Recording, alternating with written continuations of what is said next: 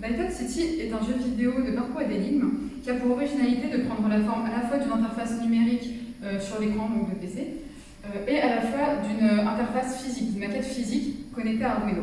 Donc le joueur devra interagir avec les deux pour réussir son parcours dans le jeu vidéo. C'est-à-dire que pour se repérer dans la ville qui sera en 3D, il devra s'aider du plan gravé sur la maquette physique. Et de même, il devra interagir avec celle-ci pour pouvoir manipuler celle-ci pour pouvoir résoudre les énigmes. Donc l'histoire tourne autour de Luc, le policier chargé d'enquêter sur les raisons de la mystérieuse coupure de courant dans sa ville. Donc au début, il commence dans la centrale électrique, puis il est amené à aller aux quatre coins de la ville en essayant de rétablir le courant, tout en suivant les traces d'un malfaiteur. Donc lorsque le jeu commence, Luc se trouve dans la centrale et il comprend qu'il doit rebrancher des fils pour rallumer toute la ville. Pour ça, il va trouver un livre dans lequel il va avoir des énigmes et des indices qui vont lui permettre de les rebrancher.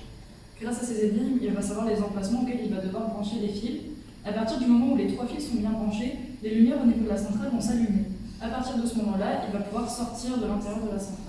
Quand il sort, il va comprendre que les lumières dans la ville ne sont pas rallumées, mais juste au niveau de la centrale. Il va devoir donc aller à travers la ville pour rallumer les compteurs électriques. Et pour pouvoir se repérer dans la ville, parce que sur le jeu il a une vision vraiment limitée, il va devoir utiliser le plan de la ville sur la maquette qui représente la globalité. Et du coup, dès qu'il touchera un compteur sur la maquette numérique, une LED va s'allumer sur la maquette physique, et lorsque les 4 seront allumées, alors elles vont se mettre à clignoter.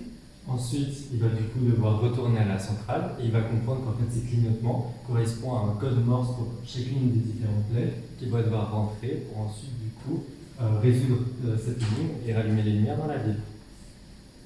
Voilà.